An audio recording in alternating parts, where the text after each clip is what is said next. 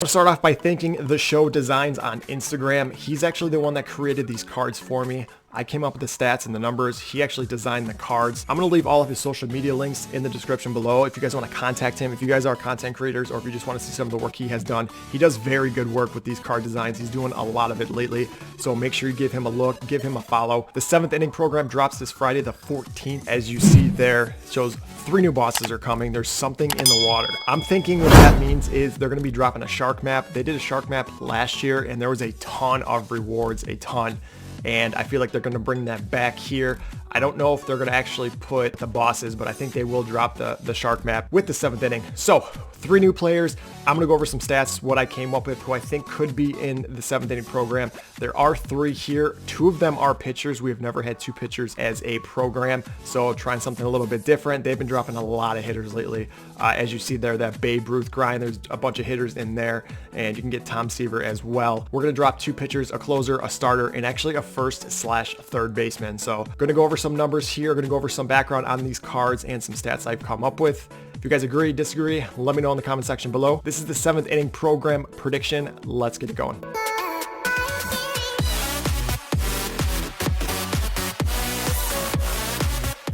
First boss we're going to go over here today is a closing pitcher. He played with the Cubs, he played with the Braves, he played with St. Louis.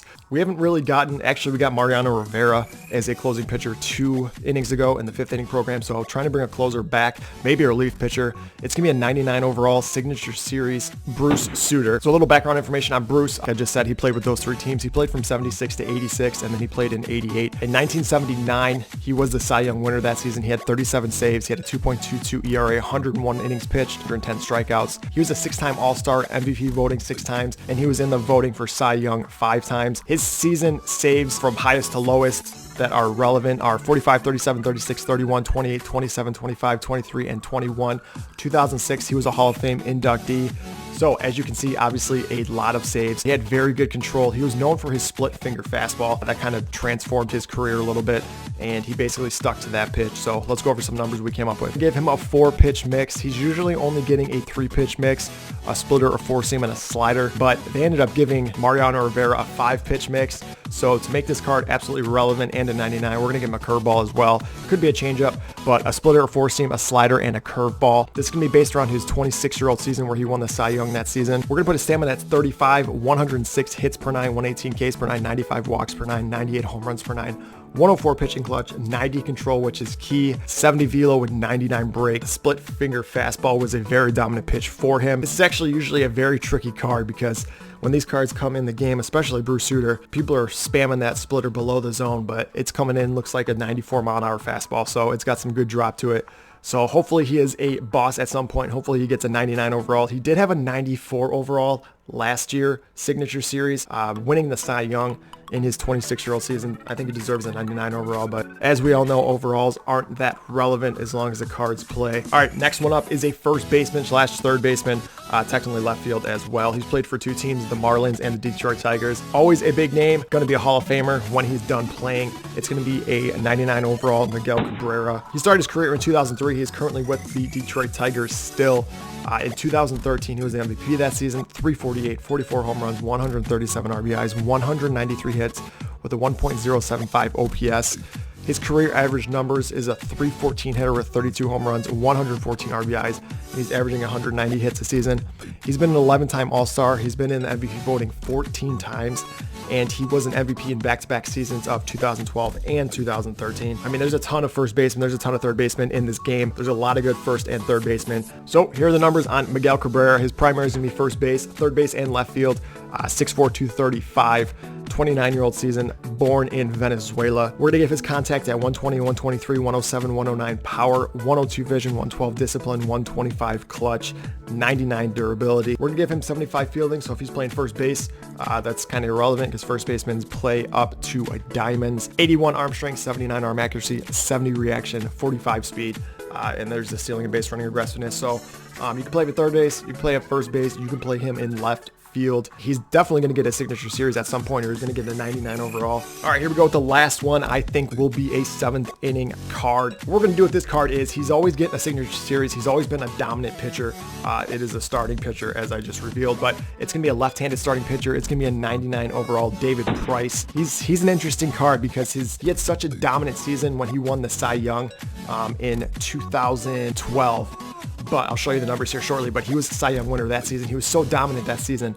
And I don't even think that was one of his most dominant seasons based on innings and strikeouts. He is currently playing now. He's actually with the LA Dodgers, who actually ended up drafting him out of high school in 2004. 2012 was a Cy Young winning season. Tampa Bay Rays, he was 20-5, 2.56 ERA. He pitched 211 innings and 205 strikeouts. Averaging about a strikeout an inning is very, very good. And in a 5-time All-Star voting. He was in the Cy Young voting 4 times. 2014, he was with Tampa Bay and Detroit. But he was 15-12 at a 3.26 ERA. He pitched 248 innings, 271 strikeouts, and he started 34 games. So he was definitely a workhorse. 248 innings pitched is quite a bit. You don't see many pitchers going over 200 these days. All right, so here are the numbers. We're going to give him a 2-seamer as his primary, a circle change, a 4-seam, a cutter, and a knuckle curve. His 2-seamers are interesting because they could also act as sinkers. I think they could give him a sinker here technically, or at least give his 2-seamer sinker ball movement of some sort, because he had a lot of tail in his 2-seamer, almost acting like a sinker. We're going to put his primary at a 2-seamer at 97 miles an hour, a 79 mile an hour changeup, cutter at 93, knuckle curve at 76. We want the sinker cutter combo, so that's why I think giving him a sinker will make this a very dominant pitcher. His cards are actually usually pretty easy to hit. He's got a pretty easy wind up to time up, and his balls usually are pretty straight. So if they give him some good movement on the 2-seamer / sinker, if they do give him a sinker, I don't think they will, but I think he could be a very dominant card in some rotations at the back end of a rotation for sure, depending on how your team shapes up. Stamina 113, 92 hits per 9, 104 Ks per 9, 97 walks per 9, 90 home runs per 9, pitching clutch at 100, 91 control. That could be very key, especially with the speed differentials of these pitches. 97 velo with 99 break. So man, you mix the 2-seamer, the cutter, the circle change, you'll have a lot of success with this card. Again, he should be getting a 99 at some point. Hopefully, he's usually getting a 97. Last year, he had a 97 signature series, but I mean, that 2012 season, which was his 26-year-old season, which is what this card is based off of, I don't see how this doesn't deserve a 99 with those numbers he put up. But these are the 3 cards I think will be a 7th inning program. Again, 2 pitchers in a program has not happened ever. This is just a prediction.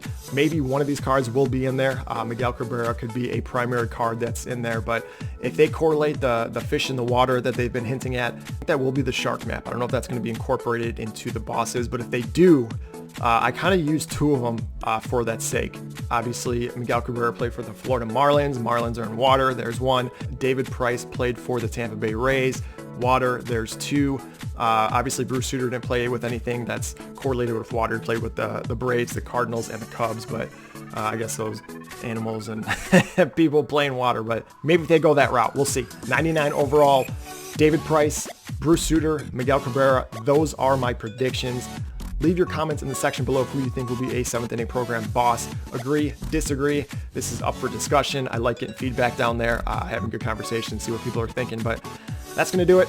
If you guys don't follow me, all my social media links are in the description below. Again, make sure you follow Preston. I'm going to leave his social media links in the description below. If you guys want to look at some of the designs he has done, if you want to contact him for work or just maybe just see what he can do, because he does some really good work. I want to thank you guys for watching, and hopefully I will see you in the next video.